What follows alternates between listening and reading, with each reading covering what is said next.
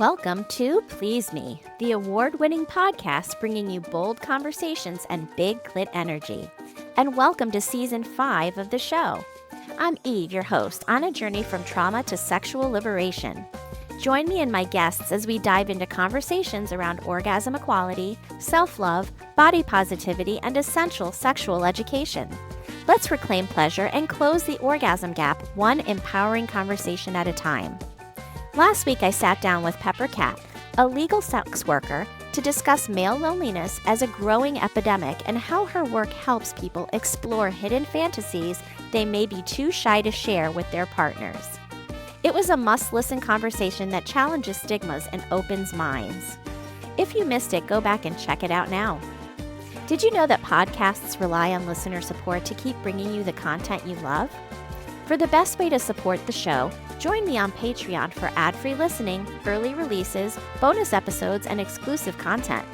Fill out my new questionnaire on pleaseme.online and leave me your questions so I can answer them on the show. Please Me is for mature audiences. Sit back, relax, and surrender to the pleasure of Please Me.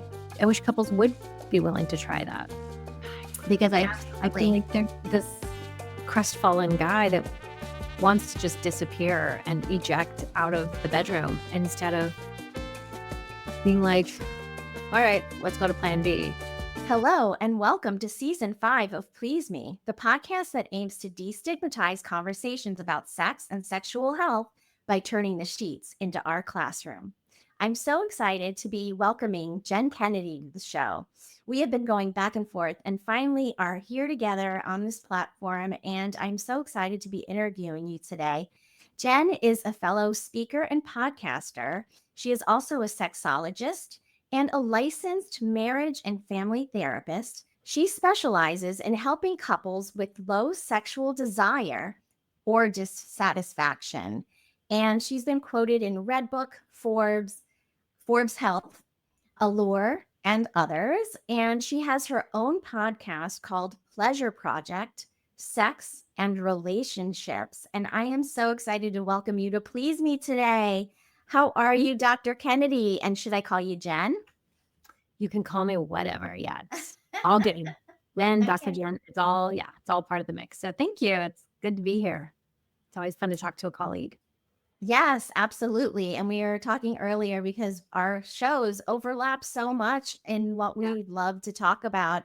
And I think it's so important to have many options, right? When it comes to talking about sex and sexuality and sexual health, you're coming at it from a slightly different perspective. I'm a licensed physical therapist and I treat sexual health conditions. So I focus more on the physical aspect of it, focus more on the psychological aspect of sexual dysfunction. But I definitely feel like we are hand in our missions to really destigmatize these conversations about sex. You want to just jump in? Sure.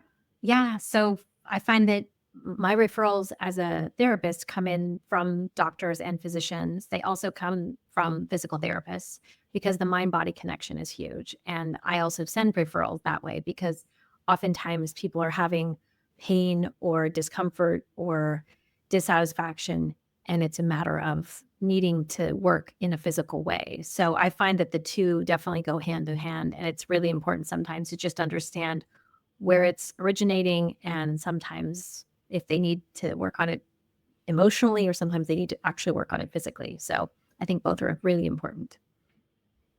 I agree with you 100%. And oftentimes people will ask me if I also am a psychologist or a social worker because I am a good listener. And sometimes that sort of puts me in that space because when somebody comes to you with a sexual health condition, You have to be a good listener in your job. Exactly. You're not going to just get like the medical aspect of the issue. You're going to get all of the aspects of the issue. And so you're absolutely right. We can refer back and forth to one another, which I think is a beautiful thing. I appreciate the work that you do. And I want to just jump into it. I want to talk about the difference. And you had mentioned in particular that men have issues with this, or issues of understanding this, I should say. What would you say in your own words is the difference between sensuality and sexuality, and why is there a confusion there? Yeah, I feel like for the most part, people really go towards sexuality, and men in particular think of sex as that act, the act of coitus, the act of penetration. And they don't parse out the sensuality, which I more see as the larger act of what we would consider foreplay, what we would consider touch, and sort of what the mind involves, the larger picture of bringing you in, showing interest, flirting, building anticipation.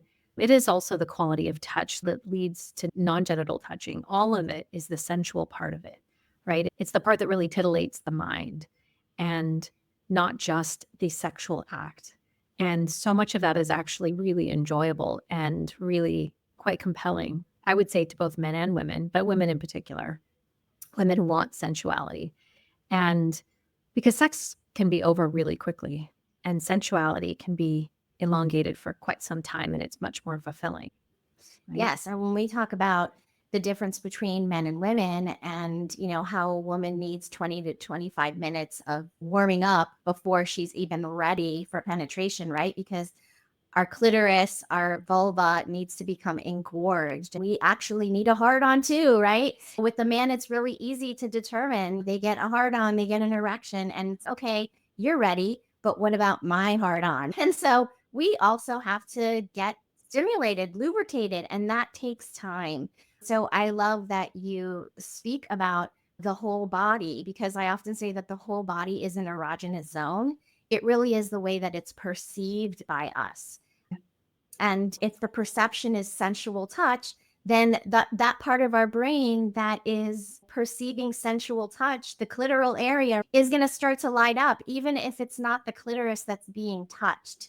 You want to just jump in there a little bit and explain? Yeah, I want to say too is that the foreplay starts way before you're in proximity, right? It can start hours or days before. Like if there's flirtation, if you're leaving notes, if you're sexting, if you're touching here and there, if you can turn yourself on even, right? That flirtation can start with yourself in terms of if you're wearing beautiful lingerie, if you're trimming or shaving, right? It's if you're that anticipatory energy that we as women oftentimes have of knowing that you might be having some sort of sexual connection that's coming up, that can turn yourself on and knowing that's coming. But certainly in partner play, having that sort of flirtiness and that playfulness that's going to happen before touch even happens. And then as touch starts to happen, rather than going straight to it, rather than going straight for genitals, having a narrative be built is so much more interesting. Absolutely. And how do you encourage your clients to build on that sensuality, which is so key for women? Because as we know, the statistics of women's sexual orgasm, right? Only 3 to 5% of women can orgasm from penetration alone. And 95% of women need external clitoral stimulation in order to orgasm. So how do we encourage the men in our lives or our partners to really focus and hone in on that sensuality, because it's so key for us to be able to get that orgasm gap closed? Yeah. Okay. So I've heard slightly more encouraging numbers, more like 20%, but still it's debatable. How I encourage them, I like to start with Sensate focus. I know it's old school, but I do like that intervention because it does train them, especially for couples who haven't had much sex or touch, to slow it way down, to do some exploratory touch outside of genital touching, to do a little warm up, to spend some time. I'm asking them for 10 minutes to touch their partner without a lot of guidance, without genitals being involved. That's level one anyway. To do some exploring that maybe puts them in a position they're not so used to, either as giver or receiver, where they don't have distraction in the way of being silly or discussion or anything like that. That can oftentimes be a very uncomfortable, unfamiliar place for them, but it slows the whole thing down and it starts to help them with a little bit of vulnerability and just get curious, settle in, do something different rather than just let's get to it. And it's skill building for them. And I find that if they can do that, they can actually really enjoy it. And then as they move through the skills, they start to return to that. And that can often be their foreplay is sensate. And then as they move back into partnered penetrative sex, they can employ that and enjoy it.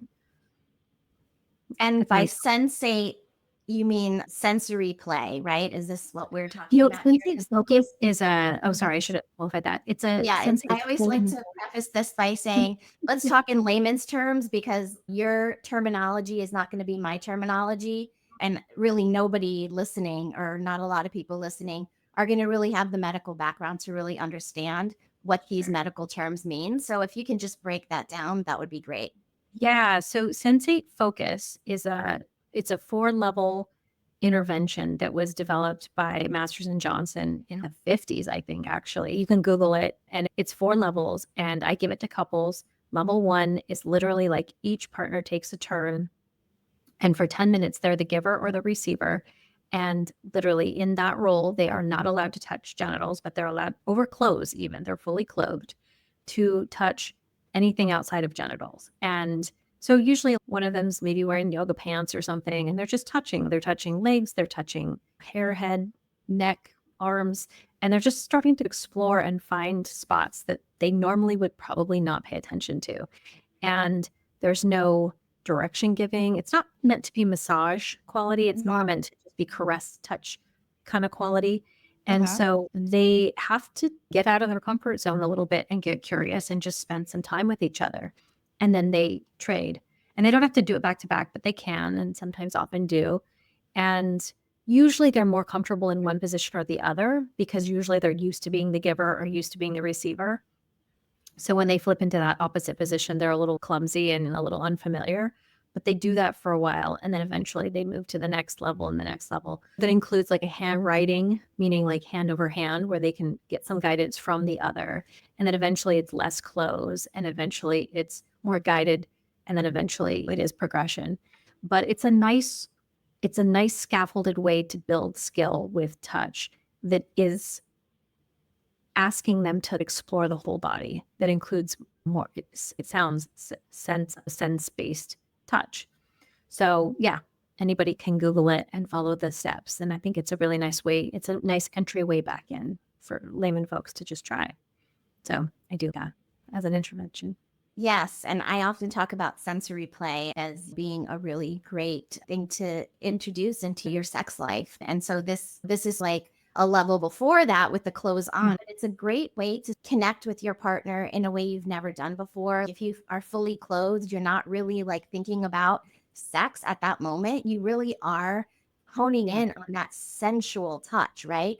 And you may find 3, 4, 5, 6 different areas on your partner's body that you never really realized were super sensitive to touch. It could be perceived as sensual touch. So places that are tender. It could be the neck, it could be the sacrum, it could be the wrist, or there's all kinds of spots that can be really erotic and beautiful and soft, and the inner thighs, all of those are quite sensual. Absolutely. And until you actually practice that, you will never know what those areas on your partner are. So don't we all want to know these things about our partners? I think it's a great place to start for sure. Great tip. And I know you mentioned vulnerability in there. And so let's just jump in and let's talk about vulnerability and why it's so important to really build that connection with your partner. Yeah, so vulnerability is the gold. And I think that it's like obvious, and yet I'm surprised at how many couples aren't actually tapping into vulnerability. There's this proximity, meaning you're in the same space, and yet you're not really taking your armor off and being vulnerable with one another, because that puts you at risk for looking foolish or getting your heart broken, or I don't know, eventually the ultimate fear, I think, is humiliation. And that's in the everyday, but that's also certainly in the bedroom. So if you tell them you like this kinky thing, or if you make sounds while you're having sex, or if you invite them in to do this thing that you really like and they reject you, or it's not often logical, like if you really say it out loud, but there's this fear of, if I show who I am and what I want, you're going to reject me, or I'm going to I'm going to die of humiliation. But it actually probably won't happen. But in our back brain, we're like, I can't say that thing. I can't do that thing.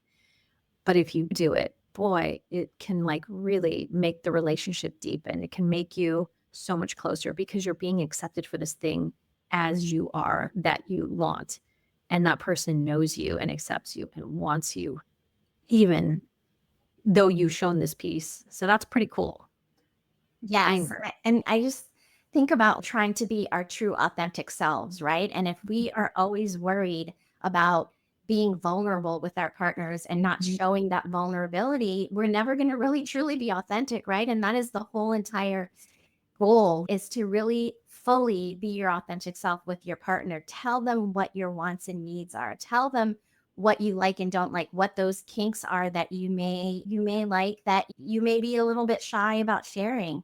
And these conversations are a little bit difficult to have. They're not easy to just jump in and say, hey, I have a kink and I want to tell you about it. But if you truly want to have a fulfilling sex life and an amazing sex life, you need to be able to share this information with your partner. So how do you, let's talk about sex toys, because that's one of those tricky things that people sometimes feel is hard to introduce to a partner. And so let's talk about that in specifically. And how do we encourage our clients to introduce those toys that really get us there, that really can help our sex lives be more fulfilling? Yeah. It reminds me of that Sex and the City episode called Secret Single Behavior. It's, like you're starting to date somebody new, or when you've got this thing you love, but you're like, how do I tell them? Toys are wonderful. And I think that partners should not be intimidated by them. They're not instead of, they're in addition to. And It's a great point. I think they can enhance. And it shouldn't feel like a competition. It's wonderful. And I think it should hopefully feel like intriguing. What do you love about that toy? Tell me more about it. Tell me why it feels so good to you. Because it's a roadmap of like your desire. So understanding why that toy turns you on. Is it the way that it can touch you in particular? Is it the angle? Is it the speed? Is it the way it can be inside of you? Is it the touch of it? Can we use it together? Can I watch you use it? Like, how can we incorporate this? Feeling like it's just information, it's just enhancement is a more useful approach to meeting a toy. Yeah, I love this. I love that you're like talking about really building curiosity, but very specifically, like what exactly is it that you love about that toy? Because it's going to tell me where you like to be stimulated, right? And so building that curiosity. And when you're talking about choosing a partner, right? And maybe you've already chosen one and you've been married for a long time and now you're trying to build this. But really, for many people that are not in long-term marriages and that are building relationships, new relationships, thinking about when you have these conversations, whether your partner is open to these conversations or not, because really you want to choose a partner that is going to want to fulfill you in the bedroom, that is going to want to pleasure you. And thinking about that as you're going through these sort of early on steps, right? To really creating that conversation early on, because I think it's so important to have these conversations early on if you're starting a new relationship, because if you wait for years and years and maybe you weren't comfortable back then and now you're in a marriage and you may not be happy in your sex life or whatever, but if you're not having these conversations early on in relationships, you may be wasting a lot of time and years, wouldn't you say? Yeah. And hopefully both of your pleasures should be important.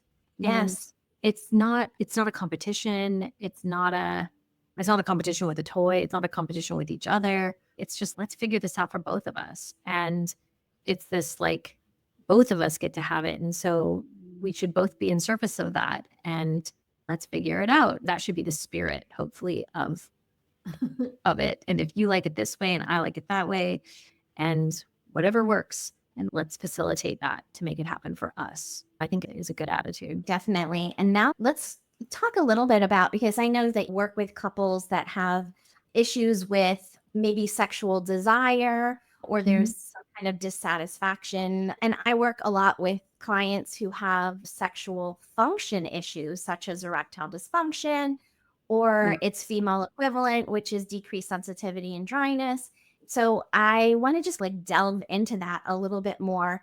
And like, how would you encourage a couple to say that has some kind of dysfunction, right? To really introduce those toys that can really help. One example that I gave was a man who has erectile dysfunction and maybe introducing a dildo or even a strap on to really still be able to have that penetrative sex that maybe they want to engage in but can't do in that moment in time.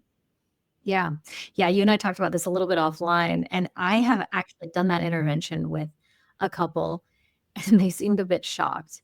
And I work with queer couples, and that's an intervention we use all the time. Is strap-ons are pretty common, and they're a great option for those that want penetrative sex.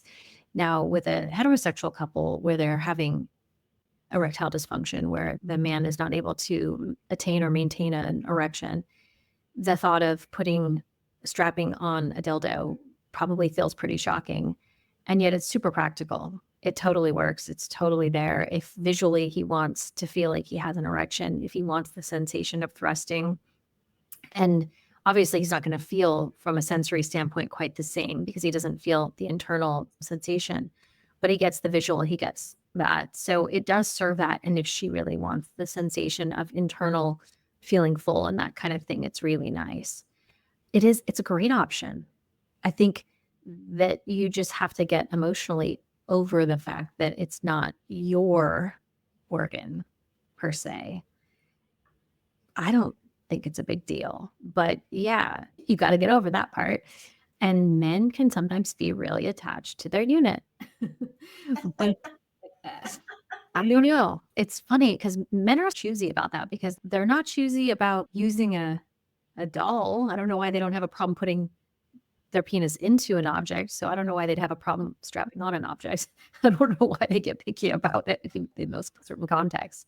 But I do think that can be a great workaround because more and more men, as they age, erectile dysfunction is just part of the aging process.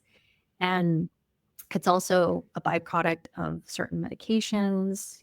It's just a reality for a lot of men. And also, it's not game over necessarily if you can't attain a full erection. But working with what you've got is part of the aging process for both men and women. So sometimes it's about lube and sometimes it's about doing something besides penetration. Absolutely. Thinking about sex as not just penetration, because that's like this much of it, right? It's such a small portion of sex. Sex Yep. is like such a huge umbrella of different options, right? And the penetration is just a small part. And if you think about women, 95% of women needing external genital stimulation in order to orgasm, right? And you're only focused on the penetration, we're missing out on a lot of sensuality and a lot of displeasure. So I love that you say that it can be like not perceived as necessarily something that people want to explore, but it is very practical. You're absolutely right. It's so practical. I'm like, there's your fingers still work, your mouth still works. I'm like, and there's lots and lots of, depending on what's hurting, right? There's lots of receptors in your penis. And they're like, "Brr," like Right.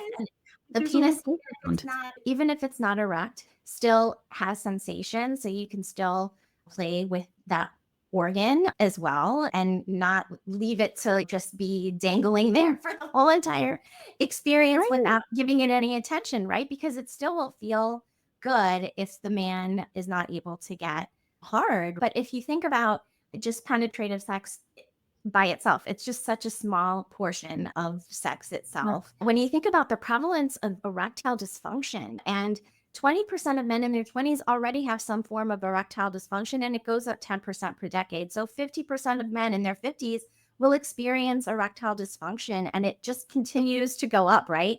And so it's so important to like really think about that, because as we get older, our the way that we have sex, the way that we play in the bedroom is going to be different as we get older. Do you want to just jump in and talk about that a little bit? And I know that you've mentioned that it's just like a reality, but there are also treatments for erectile dysfunction and its female equivalent, which is like I mentioned before, decrease vaginal sensitivity and dryness. And that is a treatment that I do in my practice. It's called acoustic wave therapy, and it helps to bring more blood flow to the area. And I'm not going to go into the details of that because I've talked about it many times in the past. I just want you to comment on that. Yeah, I think men, it's interesting. I actually have a new couple that I've been seeing only a few times, and they just came in because of his erectile dysfunction. He's 80, and he's like, I'm just starting to have some erectile dysfunction. And I'm like, you're just starting to have erectile dysfunction? I'm like, you're 80. And I she think a said, lot of times it's like when they admit to the fact that, because a lot of times men will have erectile dysfunction issues for many years and won't admit to the fact that and I they was like, do "You did until they're not." I was like, I can't believe it's taken this long. I said, you're incredible. And I said, that's good for you, because most men are having it certainly in their 70s, probably in their 60s, but like certainly in their 70s. For you to get to 80 and just be starting to have issues, good on you. The prioritizing your sex life. I am so proud of you. And let's talk about sex. Let's more broadly define sex, right? Because yes, it's important. And I understand that there's all this emotional tie to your penis working. And also, let's talk about the larger conversation, because she's gone through menopause at this point and she's had to recalibrate. That's like a good word to just this whole larger picture. Let's recalibrate as our bodies are changing. What can we do now? Do we need lubrication? Do we need more rest? Do we need to have some, if we're women, estrogen? Do we need topical estrogen? Do we need hip openers? What do we need to actually have our body feel like it can accommodate what we're trying to do? We're not 20 anymore. We're not young and spry in the same way, but we still have interest and energy, but maybe it's more cuddle energy. Maybe we also just need some stretching and some cream, but it's also, don't be mad at your body that it won't do what it used to do. But also, sometimes your body needs some conditioning to get it back to what it can do. And that's where physical therapy comes in for these types of issues that you're talking about. Absolutely. And just being open-minded about creating a space for new exploration. It doesn't always have to be the same old. We need variety. Variety is the spice of life. And for sure in sex, that is true too. And so not getting so stuck on like your previous interpretation of how your amazing sex life was, but really expanding that to include other things that can really enhance your sex life as well.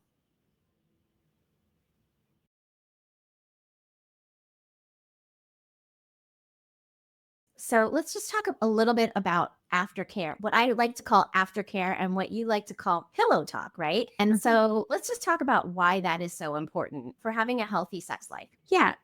I find that depending on how people are wired, this is more of an attachment function, but some people really enjoy the sex and some people really enjoy what happens post sex, right? That oftentimes there's a flood of hormones, but really they're looking forward to the cuddling that happens and the benefits that sort of string, not just in the hours after sex or the minutes, but the week, the whole week. There's a softening, there is a relational shift that happens between the couple or the throuple or whoever, is happening. But after sex, the edges get softened between the people. And there is like a letting go of some of the stuff that you might fight about otherwise, or the conflict that might exist.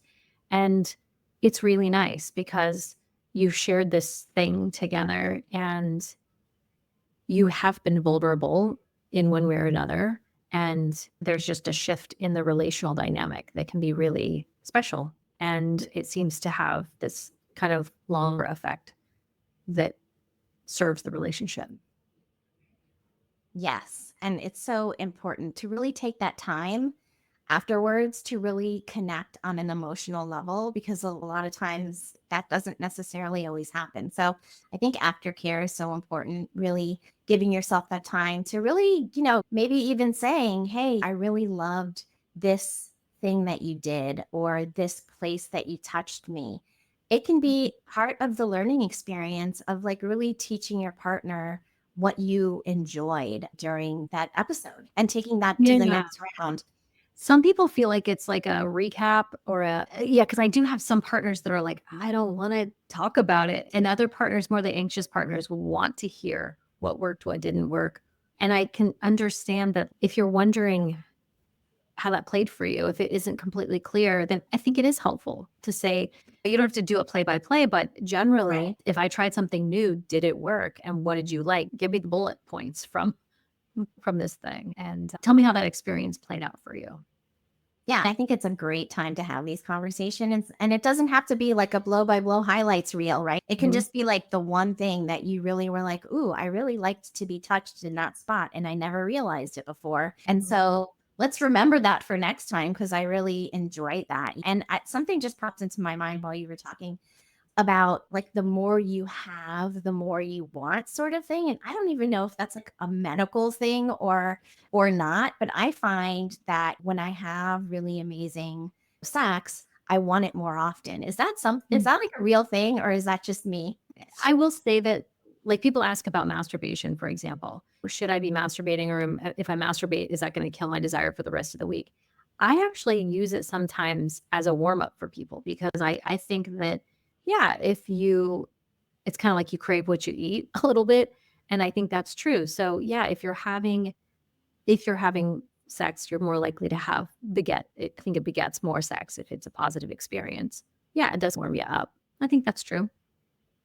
I love that you bring up masturbation here too, because there's a relationship that you have with yourself, right? And then there's a relationship that you have with your partner. And just because you're in a partnered relationship doesn't mean that you have to abandon the relationship and the sensual relationship that you have with yourself. And masturbation is a great tool for what you just said. And also for men who do experience erectile dysfunction to really try to increase that blood flow. And I often will recommends that my patients get a penis pump so that they can use it every day in order to really increase that blood flow on a daily basis. When you practice something, you get better at it, right? And if you're not practicing, or if you're only practicing once a week or once every other week or whatever, you're not going to really have improvements. So you have to really hone those skills on a personal level too. And for women, it's so key to understand what gets you there, right? What really gets you to have an orgasm. And if you don't know that, there's no way that you can translate that information to the bedroom. Yeah, absolutely. I think that you have to know your own body first. You have to turn yourself on. And not that it's solely your responsibility in partner play, but it certainly helps. Because if you understand physically, position wise, where you need to be, and then also if you can coming into it, like we talked about lingerie and that type of thing, but then also partner wise, you understand it's just so much easier than putting all the onus on your partner because yeah. And so I think if you've touched yourself, if you've played with toys, if you've maybe like I've got one client who likes to read erotica before she goes into partner play, right? That's part of it. Some people watch porn, some people do some fantasy stuff, role playing, that type of thing. But whatever it is, whatever your thing is, then just do that. But knowing what it is to turn yourself on and doing that and sharing that with your partner if you're willing, I think can be really empowering. Yeah. Absolutely. And erasing the shame around all of it, right? Because shame it shouldn't even be included in the bedroom at all, right? We should just throw all of that out and just really focus on enjoying ourselves. So I want to just jump into our role play at this point. So this season I'm doing a role play and we're talking about safety, okay, in many different ways. So I'm going to play the guy in a heterosexual couple, and I'm going to play the guy that can't attain an erection, and you're going to be my female partner. Gotcha. Okay. Yeah, because I honestly see this scenario with some frequency. Yeah. Yes. So let's do this one. Okay. And action. So we're in the bedroom. We're trying to get there. And I'm like, oh, it's not working. Forget it. We should just bail out. This is not going to happen. I can't believe I can't do it. I'm useless in this. Oh, wow. It's okay. Let's not use term useless to describe ourselves, right? We don't need to beat ourselves up. This is just something that happens to people. It's a common thing. So why don't we talk about what we can do to explore without focusing on the actual erection. Let's just do that. But like, how am I supposed to be a partner in this? Or how am I'm not a man if I can't keep my dick hard. That's not what I'm looking at when I look at you. You are a man in so many ways, and you take care of me in so many ways. And so I'm not judging you by the hardness of your penis as to whether you're a man or not. And so I want you to not think of our intimate life that way, because there are other things that we can do. Like what?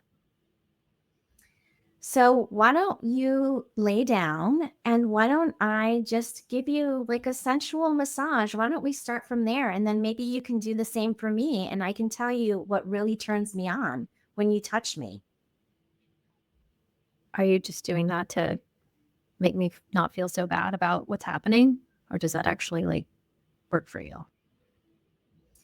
My whole body is sensitive. So even though we're not focusing specifically on our genitals, we can still have a lot of sensual touch, and I would love it. No, I'm not doing it just because I love you and I want us to still continue to have a sensual relationship, even if penetrative sex with your penis is not going to be a part of it every time. I don't want to just end it each time this happens. Are you open to exploring in other ways? Sure. Let's try it. Let's give it a try. And scene. Yeah. This is If a big all that way, right? It happens.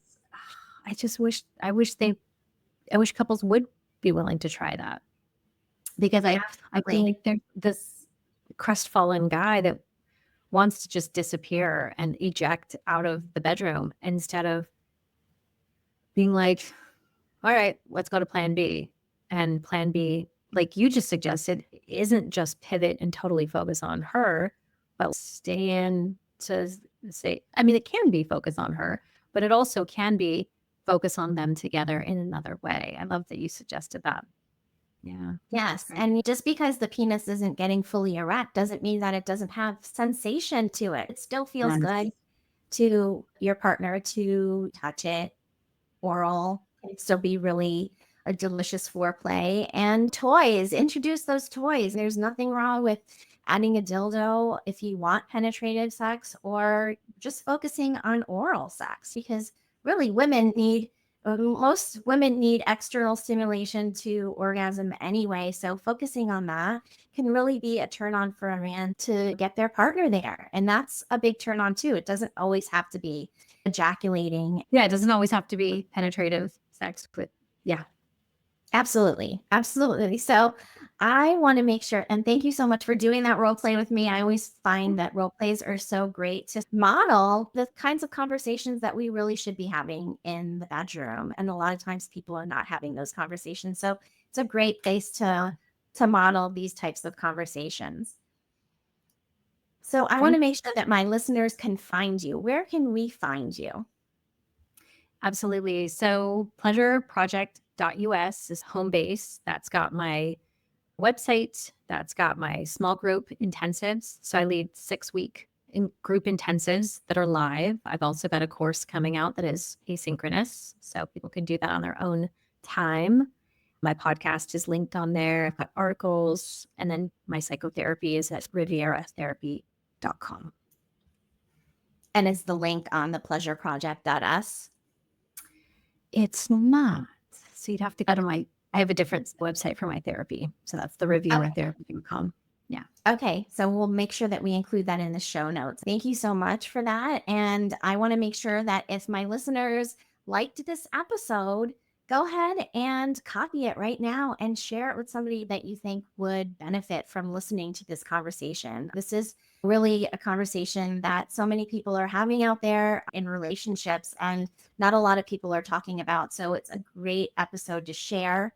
Make sure that if you want to support the show, the best place to support the show is by going to Patreon and subscribing, and for ad-free listening and early episodes. And again, thank you so much for being on the show today, Dr. Kennedy. This was a really fun conversation. Absolutely. Thanks for having me. Appreciate it. Until next time.